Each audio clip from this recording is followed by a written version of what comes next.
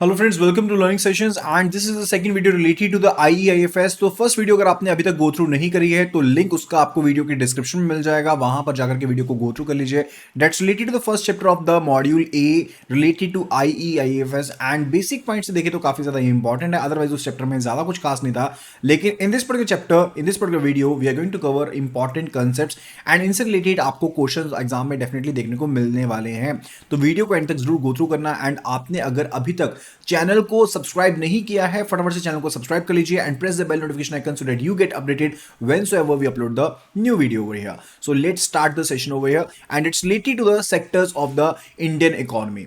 So sectors of Indian economy की अगर बात करते हैं तो इकोनॉमी के बारे में जानना काफी ज्यादा जरूरी बन जाता है कि इकोनॉमी एक्चुअल में होती क्या है। So economy is something related to what, कि जब आपके पास यहाँ पर जो लोग हैं आप उनको काम करने के लिए देते हो एंड वो अर्न करते हैं, it's also related to production, manufacturing, distribution and for the consumption of the goods and services over there. इसी को हम इकोनॉमी कहते हैं। इसके रिलेटेड डेफिनेशन को हमने ऑलरेडी गो थ्रू भी कर लिया था।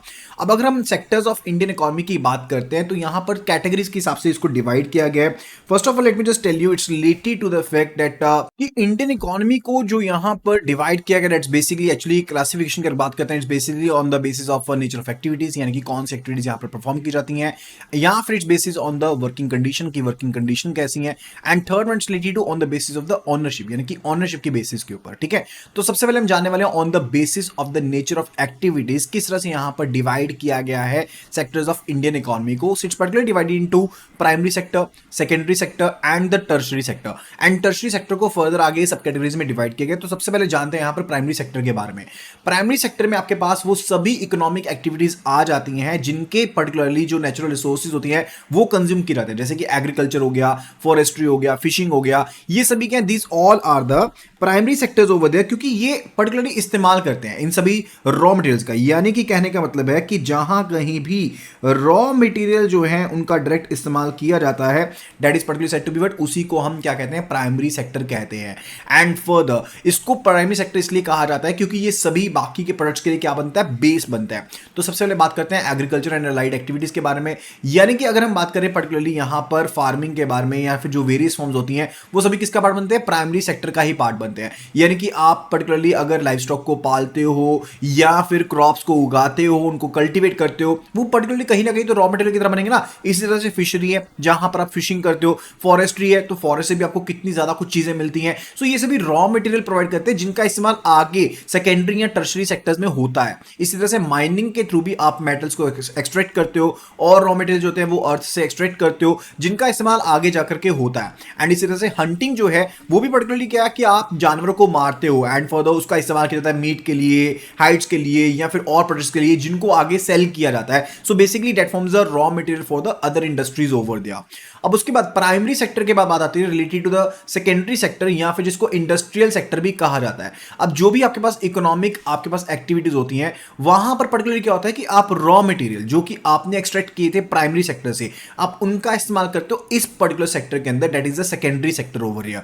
एंड सेकेंडरी सेक्टर जो है वो पर्टिकुलरली क्या करते हैं, रॉ मटेरियल को परचेज करेगा from the primary sector and उसका इस्तेमाल करेगा अपने बिजनेस में एंड उसको फर्दर हम मैन्युफैक्चरिंग करते हैं। एंड सेकेंडरी सेक्टर जो होता है वो यहां पर डायरेक्टली कंज्यूम करते हैं इन पर्टिकुलर प्रोडक्ट्स को। ठीक है, तो वो पर्टिकुलरली क्या बन जाता है, that's related to the secondary sector over there, right. Further secondary sector में कौन कौन सी एक्टिविटीज हैं, let's have a look at it. जैसे ऑटोमोबाइल प्रोडक्शन हो गया, टेक्सटाइल हो गया, केमिकल इंजीनियरिंग हो गया, शिप बिल्डिंग हो गया। अब ये जो भी रॉ मटेरियल लेंगे ना वो कहां से लेंगे, that will be obtain from the primary sector only, primary sector से वो रॉ मटेरियल मिलेगा। अब उसके बाद बात आती है related to the tertiary sector over there.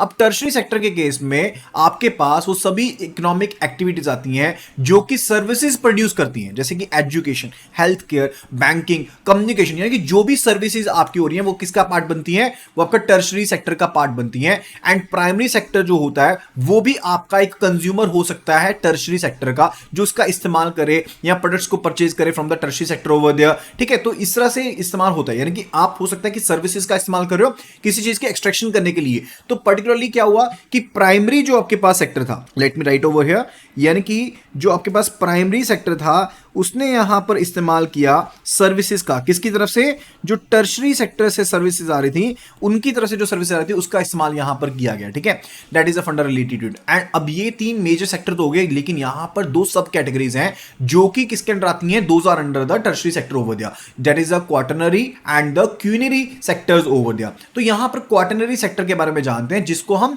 Knowledge sector के नाम से भी जानते हैं। सेकेंडरी सेक्टर को क्या कहते थे, इंडस्ट्रियल सेक्टर कहते थे। उसी तरह से जो क्वाटरनरी सेक्टर है उसको हम नॉलेज सेक्टर के नाम से जानते हैं। यानी कि ये जो सेक्टर होता है ना पर्टिकुलरली, वो कौन सी एक्टिविटीज उसमें इंक्लूड रहती है, जैसे टीचिंग हो गया, रिसर्च हो गया, डेवलपमेंट हो गया, वो इस सेक्टर के अंदर आती हैं। अब ये सेक्टर काफी ज्यादा इंपॉर्टेंट है। अगर आपको अपनी इकोनॉमी की, ह्यूमन रिसोर्सेज की स्ट्रेंथ को जानना है तो आपको R&D करनी पड़ेगी, आपको उनको एजुकेशन प्रोवाइड करनी पड़ेगी। तो अगर इंटेलेक्चुअल एस्पेक्ट देखते हैं पर्टिकुलरली इकोनॉमी का, वो किसके द्वारा यहां पर रिप्रेजेंट किया जाता है, that is represented by the quaternary sector के द्वारा वो रिप्रेजेंट किया जाता है। इसमें आपके पास एजुकेशन, कंसल्टेंसी सर्विसेज, ये सब चीजें शामिल हो जाती हैं। फिर बात आती है क्यूनरी सेक्टर के बारे में। अब क्यूनरी सेक्टर जो होता है ना, that is actually the brain of the economy over दिया, यानी कि जो डिसीजन मेकिंग होगी वो पर्टिकुलरली कहां पर रहेगी, वो क्यूनरी सेक्टर में रहती है। अब इस सेक्टर के ऊपर बहुत कम पर्सन होते हैं, लेकिन definitely it's the brain of the economy over दिया। अब यहां पर हाईएस्ट लेवल के पर्सन होते हैं जो कि डिसीजन मेकर्स होते हैं। ठीक है, अब ये नंबर जो होता है काफी ज्यादा जो पार्टिसिपेटिंग होते हैं इस पर्टिकुलर सेक्टर में काफी ज्यादा कम होता है, लेकिन इसको ब्रेन भी कहा जाता है किसी आपके इकोनॉमी की सोशियो इकोनॉमिक परफॉर्मेंस के पीछे। एंड इसमें यहां पर आपके ग्रुप में क्या आते हैं, जो आपकी ऑक्यूपेशन है, जैसे मान लीजिए कोई सीनियर कंसल्टेंट है, गवर्नमेंट ऑफिशियल है, आपके एडवाइजर्स हो गए, वो सभी क्यूनरी सेक्टर का पार्ट बनते हैं। अब अगर तीनों सेक्टर्स को आमने सामने रखें तो जो आपके पास प्राइमरी सेक्टर है, दैट्स एक्चुअली द फंडा रिलेटेड टू व्हाट, जो आपके पास प्राइमरी सेक्टर है वो किसके रिलेटेड है, जैसे उसमें एग्रीकल्चर एंड अलाइड एक्टिविटीज आ गई। अब यहां पर सेकेंडरी सेक्टर में आप वहां से चीजें जो निकाल रहे हो आप उसका इस्तेमाल कर सकते हो, वो मैन्युफैक्चरिंग सेक्टर का पार्ट बन गया। अगर टर्शरी सेक्टर की बात करते हैं तो जो सर्विस सेक्टर है वो यहां पर इसका पार्ट बन जाएगा। So that is the main funda related to all the sectors over there, that is based on, ये क्लासिफिकेशन किसके बेस पर थी, आपको दोबारा से रिमाइंड करवा देता हूं। तो तीन सेक्टर्स के पढ़ा था, on the basis of the nature of activities हमने तीन पार्ट्स में डिवाइड किया था। One it was related to the primary sector, other one it was related to the secondary sector, and the third one it's related to the tertiary sector. Tertiary sector को further आगे दो parts में divide किया गया था, एक आपके पास quaternary sector था और एक पास क्यूनरी सेक्टर था। ठीक है, तो आई होप कि आपको यहां पर ये क्लासिफिकेशन जो है वो यहां पर क्लियर हो गई होगी। अब उसके बाद हम चलते हैं आगे, it's related to what, on the basis of working condition. अगर वर्किंग कंडीशन के बेस पर देखते हैं तो आप ऑर्गेनाइज सेक्टर कहते हो, यानी कि जो प्रॉपर्ली ऑर्गेनाइज्ड है, जहां पर जो जॉब टर्म्स हैं वो फिक्स्ड है, रेगुलर है, एम्प्लॉय का जो जॉब है वो गारंटीड है। एंड फर्दर इसमें manufacturing, enterprise, business, school, hospital etcetera जो भी सब चीजें हैं, चाहे बैंक की क्यों ना हो, वो सभी क्या ऑर्गेनाइज सेक्टर का पार्ट है। एंड अनऑर्गेनाइज में ज्यादातर लेबर वर्क शामिल होता है, जो कि पर्टिकुलरली उनके वर्किंग आवर्स डिफाइंड नहीं है, वो पर्टिकुलरली हो सकता है रजिस्टर्ड भी ना हो गवर्नमेंट के साथ। तो जो कंस्ट्रक्शन वर्कर्स हैं, डोमेस्टिक वर्कर्स हैं, स्ट्रीट वर्कर्स हैं, जो कि वर्कशॉप किसी छोटी सी मोटी वर्कशॉप के ऊपर काम कर रहे हैं, ठीक है, वो सभी किसका पार्ट बनते हैं, अनऑर्गेनाइज्ड सेक्टर का पार्ट बनते हैं। यानी कि जो अनऑर्गेनाइज्ड सेक्टर होता है that is mainly labour incentive, वो आपका लेबर इंसेंटिव होता है। एंड फर्दर उसमें इंडिजिनस टेक्नोलॉजी जो होती है, इंडिजिनस टेक्नोलॉजी का मतलब है यानी कि जो इंडियन मेड टेक्नोलॉजी है उसका इस्तेमाल यहां पर किया जाता है, that's actually related it. Okay, अब उसके बाद जो third classification that's actually based upon the ownership. अब ओनरशिप का मतलब क्या है, या तो वो पब्लिक सेक्टर यानी कि गवर्नमेंट के हाथ में है, या फिर जो ओनरशिप है वो किसके पास है, यहां पर प्राइवेट सेक्टर में है। अगर हम पब्लिक सेक्टर की बात करते हैं ओनरशिप के बेस के ऊपर, तो गवर्नमेंट के पास सारी की सारी एसेट होने वाले हैं, यानी कि गवर्नमेंट ही सब चीजों को व्यवस्था को बनाएगी, गवर्नमेंट इनके ऊपर खर्चा करेगी, गवर्नमेंट ही उसकी इनकम लेगी, that is a further related it. And further जब हम पब्लिक की बात करते हैं, mostly all things are there related to the welfare of the society, वो सोसाइटी की वेलफेयर से रिलेटेड रहती हैं। एंड फर्दर गवर्नमेंट जो होती है वो पैसा कहां से लेती है, टैक्सेस के थ्रू पैसा लेती है, एंड उससे वहां पर खर्चे निकालती है, उसके थ्रू सर्विसेज को रेंडर करती है। अगर प्राइवेट सेक्टर की बात करते हैं तो जो ओनरशिप ऑफ एसेट्स होती है वो पर्टिकुलरली किसके पास होती है, प्राइवेट हैंड्स में होती है, प्राइवेट इंडिविजुअल्स के पास, कंपनीज के पास होती है। अब उनका मेन मोटिव क्या होता है, उनका मेन मोटिव होता है कि उन्होंने तो यहां पर प्रॉफिट अर्न करना, then main profit is to earn the profits over here. And further अब इसके लिए वो क्या करते हैं, लोगों से इस सर्विसेज को यूज करने के लिए पैसा लेते हैं, दैट इज अ फंडा रिलेटेड टू प्राइवेट सेक्टर। तो ये तीन तरह की क्लासिफिकेशन होगी based upon the activities, based upon the जो हमारे पास सेक्टर्स थे, ऑर्गेनाइज्ड अनऑर्गेनाइज्ड सेक्टर हो गए, and based upon the ownership over here. Right. And इसके बाद हम बात करने वाले रिलेटेड टू आपके जो भी स्ट्रक्चरल चेंजेस हैं, यानी कि जो भी आपके सेगमेंटेड चेंजेस हैं यहां पर, उसके बावजूद जो एग्रीकल्चर है वो काफी ज्यादा क्रिटिकल सेक्टर है जो कि इंप्लॉयमेंट प्रोवाइड करता है एंड फर्दर यहां पर लाइवलीहुड यानी कि जीवन जीने के लिए जो पैसा चाहिए वो प्रोवाइड करता है to the most of the population over there. Agriculture की जो यहां पर कंट्रीब्यूशन थी ना वो पहले ज्यादा होती थी, लेकिन अब वो क्या हो गई है, नाउ इट इज रिड्यूस्ड, अब वो यहां पर कम हो गई है, 18.6% हो गई है, जो कि पहले 51.8% थी। अब इंडस्ट्री सेक्टर जो है काफी ज्यादा इंपॉर्टेंट बन के आगे आया है एंड इसने इकोनॉमिक ग्रोथ को काफी ज्यादा बनाया है एंड ये सेल्फ सफिशिएंट है, एम्प्लॉयमेंट भी जनरेट कर रहा है एंड फर्दर आगे इकोनॉमी को लेकर के भी जा रहा है। अब इसको 4 मेजर सब सेक्टर्स में बांटा गया है। First one it's related to manufacturing, second one it's related to mining and quarrying, and third one it's related to construction, and the fourth one it's related to the power, gas, water supply and other utility services over there. तो 4 parts में industry sector को बांटा गया, यानी कि आप manufacturing करोगे या आप माइनिंग करोगे या कंस्ट्रक्शन होगी या फिर पावर गैस जो सप्लाई डिपार्टमेंट होता है वो पर्टिकुलरली इसमें शामिल रहेगा। अब मैन्युफैक्चरिंग की ओवरऑल जो यहां पर पर्टिकुलरली ग्रोथ सेक्टर में कह लीजिए जीवीए जिसको हम कहते हैं, यानी कि ग्रोस वैल्यू एडिशन जो होती है वो यहां पर कितनी है, दैट्स एक्चुअली रफली इक्वल टू 18%। अब यहां पर डिफरेंट फंडा दिया गया है कि कंस्ट्रक्शन की लगभग 8% है, माइनिंग की लगभग 3% है, पावर गैस की लगभग यहां पर कितनी है, 2% के आसपास है। यानी कि प्रॉपर इंडस्ट्रीज के रिलेटेड बताया गया कि मैन्युफैक्चरिंग की 18%, कंस्ट्रक्शन की 8%, माइनिंग की 3% एंड पावर गैस की 2% है, जो पर्टिकुलरली हमारे जीवे में ऐड हो रहा है। ठीक है, अब इसके बाद बात आती है related to core industry.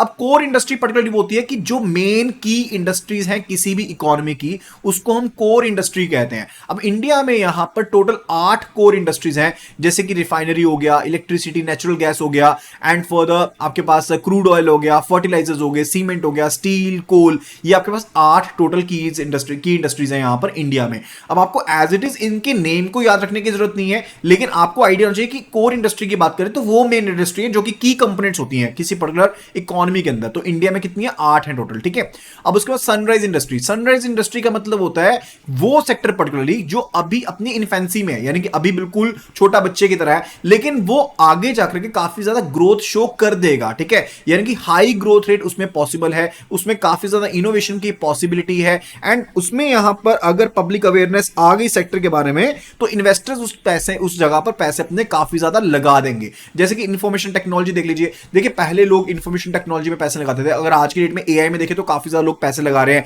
Health care में काफी ज्यादा इन्वेस्टमेंट हो रही है, रिटेल सेक्टर में इन्वेस्टमेंट हो रही है, फूड प्रोसेसिंग इंडस्ट्रीज में हो रही है, इंफ्रास्ट्रक्चर में पैसा लग रहा है, फिशरीज में पैसा लग रहा है। तो these are the sunrise industries over there.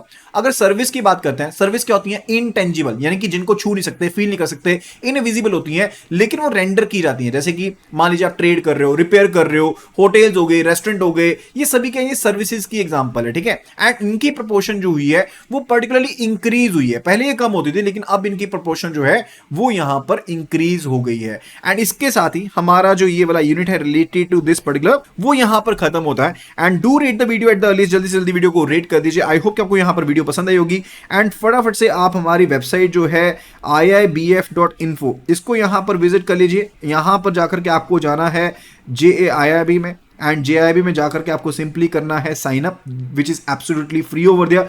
And sign up करने के बाद आपको जाना है PDF सेक्शन में, जहां पर चारों के चारों सब्जेक्ट्स की आप फ्री PDFs को एक्सेस कर पाओगे। तो फटाफट से यहां पर विजिट कर लीजिए वेबसाइट के ऊपर एंड वहां पर जाकर के साइन अप कर लीजिए and start preparing for the same. And जल्दी से जल्दी चैनल को सब्सक्राइब कर लीजिए अगर अभी तक सब्सक्राइब नहीं किया है। वीडियो को लाइक एंड शेयर करना ना भूलिएगा एंड अगर किसी तरह की सजेशंस हैं do let me know in the comment section below. Thank you so much and see you again in the next video.